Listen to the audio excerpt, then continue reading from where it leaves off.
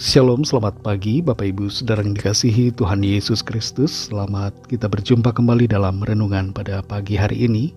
Kita bersyukur karena kasih kemurahan Tuhan selalu dilimpahkannya kepada kita.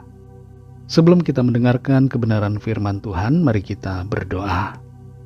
Bapa, dalam nama Tuhan Yesus Kristus, Tuhan dan Allah kami yang hidup, Tuhan yang menganugerahi kami dengan kasih karunia dan keselamatan. Terima kasih untuk hari baru ini. Kembali kami ada karena anugerah Tuhan dan karena rencana Tuhan yang baik atas setiap kami.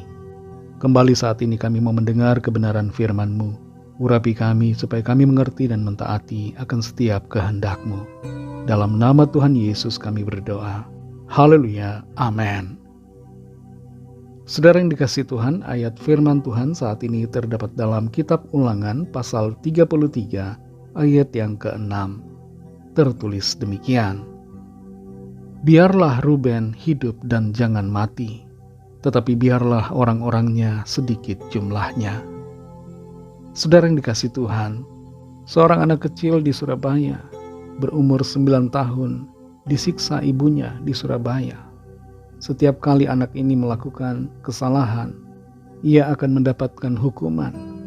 Ibunya akan menyiksanya, memukulnya, bahkan menyiramnya dengan air panas, dipaksa berkumur dengan air mendidih, dicabut giginya dengan tang dan sebagainya. Penyiksaan yang dialami oleh anak kecil ini sungguh luar biasa dari ibu kandungnya sendiri. Betapa kesalahan kecil saja membuat ibunya ini marah dan menyiksanya dengan begitu hebat. Kalau saja Tuhan membalaskan kesalahan kita langsung begitu saja dengan hukuman, maka kita tidak akan ada lagi. Kita hidup karena kemurahan Tuhan, dan sudah seharusnya kita juga berkemurahan kepada orang-orang lain. Kita perhatikan dalam Ulangan 33 ayat 6 ini. Biarlah Ruben hidup dan jangan mati, tetapi biarlah orang-orangnya sedikit jumlahnya. Konteks dari ayat ini, saudara, adalah ucapan berkat yang diberikan oleh Musa kepada bangsa Israel, suku demi suku. Ada sebanyak 12 suku Israel, dan suku yang pertama adalah Ruben. Ruben adalah anak pertama dari Yakub. Biasanya anak pertama mendapatkan berkat kesulungan yang lebih daripada berkat anak-anak yang lain.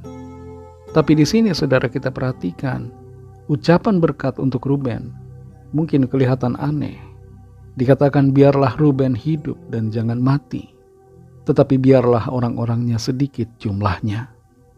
Dalam terjemahan lain, dikatakan biarlah Ruben hidup dan jangan mati, dan biarlah orang-orangnya bermultiplikasi. Dalam teks aslinya, terjemahan baru bahasa Indonesia lebih cocok, yaitu tetapi biarlah orang-orangnya sedikit jumlahnya. Nah, tentu ini menimbulkan pertanyaan buat kita. Mengapa Ruben dikatakan agar hidup dan jangan mati, dan biarlah orang-orangnya sedikit jumlahnya? Sebagai anak pertama, Ruben telah mencoreng kemuliaan ayahnya. Kita tahu Yakub beristri 2, yaitu Lea dan Rahel. Ini terjadi bukan karena rencana dari Yakub, tapi karena dijebak oleh ayah mertuanya sendiri. Dan karena perselisihan antara Lea dan Rahel soal keturunan, maka 2 pelayan atau 2 budak dari masing-masing Lea dan Rahel menjadi juga ibu dari anak-anak Yakub yang lain. 2 budak itu adalah Bilha dan Zilpa, dan mereka dapat dikatakan menjadi istri dari Yakub juga. Ruben sebagai anak pertama yang didapat dari Lea menghampiri Bilha, dan jelas hal ini tidaklah etis dan tidaklah benar untuk dilakukan oleh seorang anak dari Yakub. Ruben melakukan hal yang cemar dan mencoreng kemuliaan Yakub. Dan itu sebabnya saudara di sini kita mengerti mengapa Musa mengucapkan hal ini. Biarlah Ruben hidup dan jangan mati, tetapi biarlah orang-orangnya sedikit jumlahnya. Ruben adalah orang yang telah melakukan kesalahan, tapi Ruben masih diberikan kesempatan. Apa yang terjadi pada Ruben, pada hakikatnya terjadi juga kepada kita. Kita masih diberi kesempatan oleh Tuhan untuk hidup dan tidak mati, bahkan bermultiplikasi. Populasi dunia ini semakin banyak. Kalau seandainya Tuhan menghancurkan karena penghukumannya, maka dunia ini akan menjadi kosong. Tapi Tuhan mencurahkan anugerahnya, pengampunannya kepada semua orang, termasuk saudara dan saya, sehingga dosa-dosa kita tidak diperhitungkan, tapi kita diampuni dan dikuduskan oleh kuasa darah Kristus yang telah berkorban di atas kayu salib. Mungkin dosa kesalahan kita tidak seperti Ruben, tapi pada hakikatnya kita semua adalah orang-orang yang berdosa. Tapi syukur kepada Tuhan, karena Tuhan melimpahkan kasih karunia-Nya, pengampunannya kepada kita. Dia menunjukkan kasih-Nya ketika kita masih berdosa. Dan karena itu kita perlu mengucap syukur selalu kepada Tuhan. Mazmur 107 ayat 15 tertulis, biarlah mereka bersyukur kepada Tuhan karena kasih setia-Nya, karena perbuatan-perbuatannya yang ajaib terhadap anak-anak manusia. Saudara yang dikasihi Tuhan, kalau kita masih hidup saat ini, itu adalah kesempatan yang Tuhan berikan agar kita hidup dalam kebenaran, menyenangkan hati Tuhan, dan melakukan apa yang Tuhan inginkan. Biarlah kita hidup selalu dalam firman Tuhan dan dengar-dengaran, taat melakukan kehendak-Nya. Mari kita berdoa. Terima kasih Tuhan Yesus, kami mengucap syukur untuk firman-Mu yang sudah kami dengar. Kami semua yang berdosa diampuni, disucikan. Seperti Ruben yang diberi kesempatan, kami pun semuanya Tuhan berikan kesempatan untuk hidup dan melakukan apa yang baik di mata Tuhan. Terima kasih untuk pengampunan. Terima kasih untuk kasih karunia yang Tuhan limpahkan atas kami, sehingga kami dikenan dan dijadikan anak-anak-Mu. Terima kasih Tuhan untuk anugerah-Mu. Pimpin kami Roh Kudus untuk selalu hidup dalam kebenaran-Mu ya Bapa. Berkati kami Tuhan di sepanjang hari ini dalam segala tugas aktivitas kami. Pimpin dan sertai kami. Jadikan kami pemenang-pemenang dalam segala perkara. Kami berdoa bagi yang sakit dan yang sedang dalam persoalan.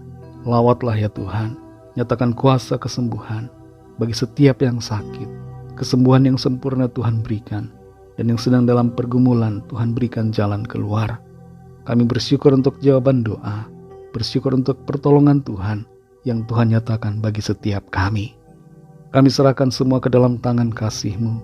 Dalam nama-Mu yang kudus, nama Tuhan Yesus Kristus, Tuhan dan Juru Selamat kami sudah berdoa dan mengucap syukur. Haleluya. Mari sama-sama kita berdoa, doa Bapa kami. Bapa kami yang di sorga, dikuduskanlah nama-Mu, datanglah kerajaan-Mu, jadilah kehendak-Mu di bumi seperti di sorga.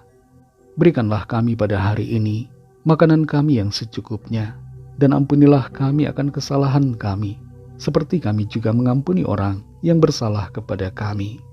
Dan janganlah membawa kami ke dalam pencobaan, tetapi lepaskanlah kami daripada yang jahat, karena Engkaulah yang mempunyai kerajaan, dan kuasa dan kemuliaan, sampai selama-lamanya. Amin.